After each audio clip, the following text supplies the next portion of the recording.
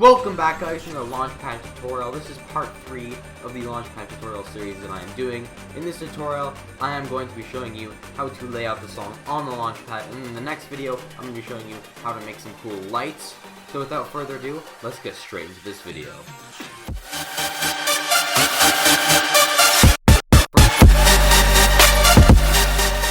What you're going to want to do is locate wherever your samples are, so wherever you cut them up into.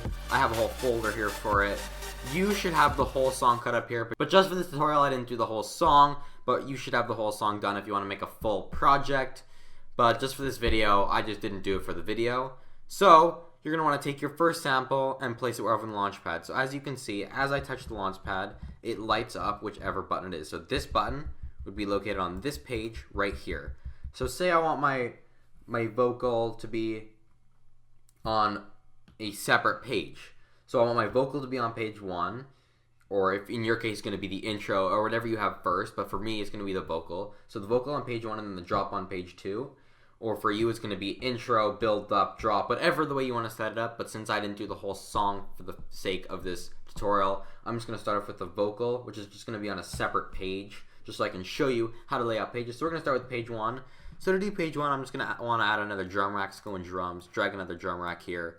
I'm going to put this one on top. This is going to be a page of 4. Then I'm going to click on chain. And as you can see here, as I change the pages, this chain changes too.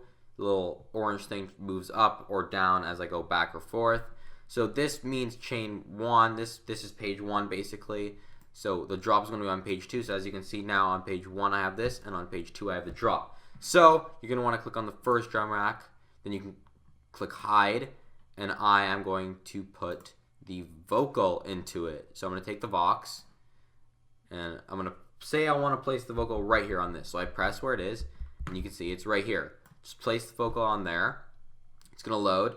Then make sure that you put it into one shot and then make sure that warp is not turned on. So it should look like that. So make sure it's not in classic or slice, it's in one shot and that warp is turned off. And now, as you can see, it says invaders. There you go, so there's the first Vox. Now, we're going to want to move on to the drop, which I'm going to place on page 2. So press on page 2, and then go to your second drum rack.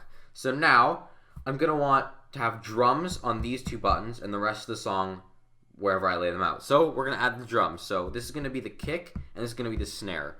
So make sure that you have drums that sound as close to the song's drums as you can find. I've already found my drums, so I'm going to be using this snare. You can use whatever snare you want as long as it sounds close to the song's snare, or if the song has a clear place where you can just hear the snare, then you can cut it straight from the song.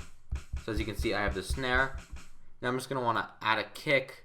I can't find the kick I want, so I'm just going to add a kick that sounds close to the one that I want, but usually so I'm just going to add a kick that sounds close to the one that I want. Okay, so I'm just going to use this kick. I actually didn't like that kick, so I changed the kick out. I also changed my snare because I didn't like the way it sounded with the song. Okay, so now I have my vocal and my kick and snare all set up. So now it's the fun part. Now I'm going to be adding the drop. So locate wherever the first part to your drop is.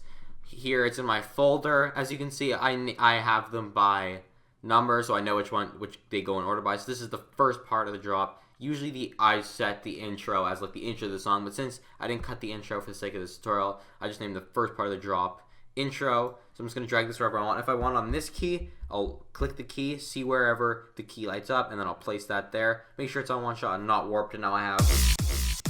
And you can hear there's a drum. To cut out the drum so that I can use this drum, all you want to go is right here. So play the sample you want, or just click on it. So it's that sample, and then fade it in just a little bit until the drum ends, so around there, and then you can hear the drum sort of cuts out. You can do it as you want, make it a bit more faded in, a bit more faded up. For the sake of this tutorial, I'll leave it here. Now, since you understand the way to place your song and all of that, I'm gonna finish it, and then I'll show you what I have once I'm done.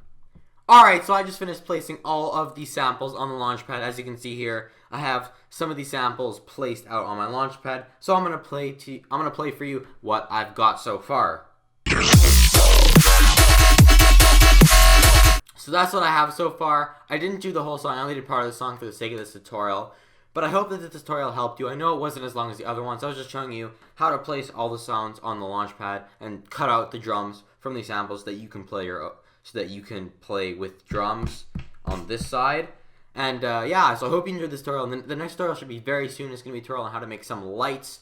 So stay tuned for that. I have a very cool Launchpad cover coming out in the next couple of days, and I'm really excited to get it out. So stay tuned for that as well. And I will see you guys in the next video. Bye!